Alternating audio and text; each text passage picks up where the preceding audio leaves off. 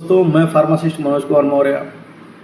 दोस्तों हमारे YouTube channel health medical lecture में आप सभी का बहुत बहुत स्वागत है। दोस्तों आज हम बात करेंगे किडनी से जुड़ी बीमारियां, लक्षण और इलाज के बारे में। दोस्तों किडनी हमारे शरीर का एक महत्वपूर्ण अंग है जो हमारे शरीर में ब्लड की गंदगी और एक्स्ट्रा पानी यानी खराब पानी को हमारे शरीर से बाहर करती है।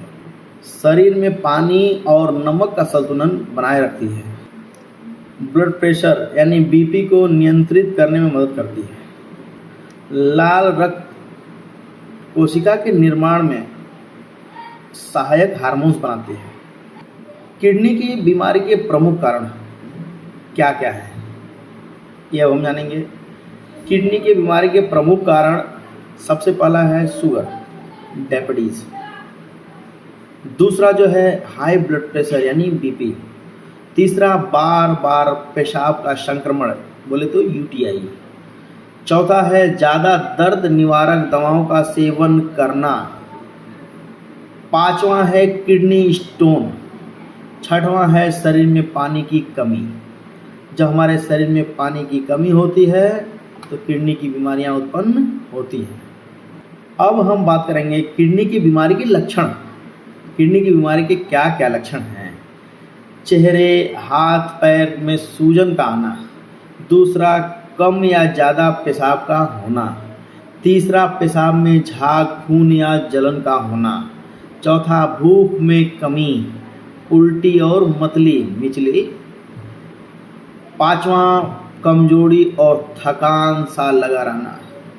छठवां सांस का फूलना। अगर हम कहीं थोड़ा सा चल देते हैं, थोड़ा सा ज़्यादा काम करने लगते हैं, हमारी सांसें फूलने लगती हैं, तो ये भी जो है लक्षण किडनी की बीमारी के हो सकते हैं।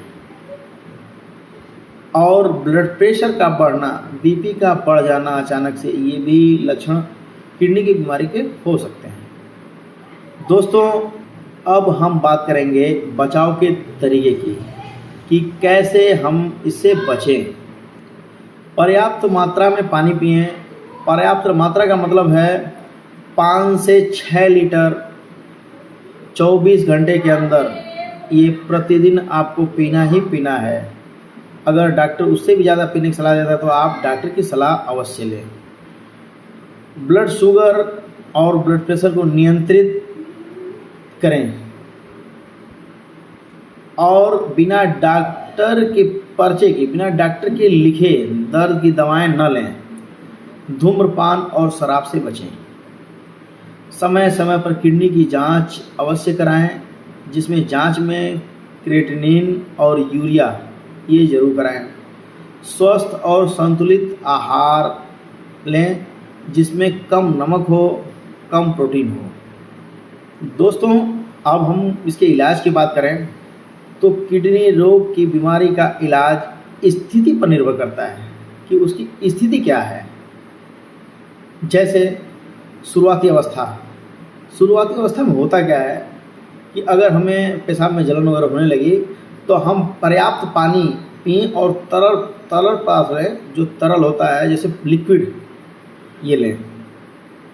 दूसरा चीज़ है इन्फेक्शन होने पर, ज़्यादा इन्फेक्शन है तो एंटीबायोटिक्स का यूज डॉक्टर की सलाह के द्वारा, डॉक्टर के लिखे हुए दवाओं के द्वारा उसका इलाज करें। तीसरा है बीपी और शुगर को हमेशा नियंत्रण में रखें। चौथा है नमक और प्रोटीन का सीमित सेवन करें। नमक कम खाएं और जिसमें प्रोटीन ज़्यादा हो उसे कम खाएं। दूसरा क्रोनिक किडनी डिजीज़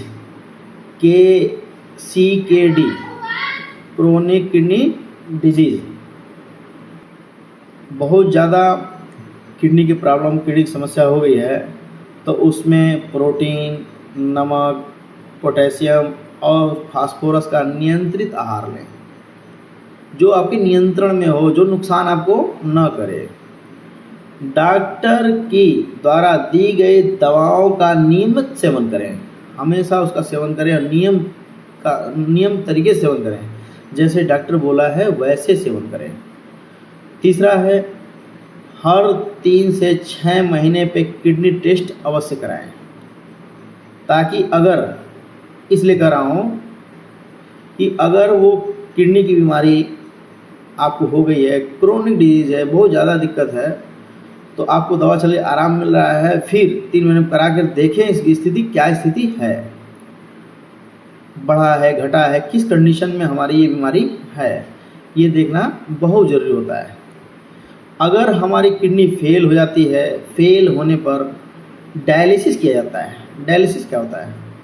डायलिसिस रक्त की सफाई यानी खून की सफाई मशीन से करना डायलिसिस कहलाता है। मशीन जो है खून की सफाई करती है, उस शरीर की जितने भी खून है उसकी सफाई करती है, उसे डायलिसिस कहा जाता है। दूसरा, किडनी फेल होने पर किडनी ट्रांसप्लांट किया जाता है, यानी जो आपके पास किडनी है जो फेल हो चुकी उसे निकाल दिया जाता है, नई किडनी लगाया जाता है। एक महत्वपूर्ण बात बता दें आपको, किडनी की बीमारी का सही इलाज केवल डॉक्टर की सलाह से ही करें। घर पर अपने मर्जी से कोई दवा ला करके न खाएं, सिर्फ शुरुआती देखभाल करें। शुरुआत में जो दिक्कत आ रही है उसकी सिर्फ देखभाल करने के लिए आप खाएं। बिना डॉक्टर की सलाह के आप कोई भी दवा न लें अपने आप से, नहीं तो आप उसके खुद जिम्मेदार होंगे, खुद भुक्तभोगी होंगे। मेरी बात आप समझ लें। दोस्तों, आज के लिए बस इतना ही। नमस्कार।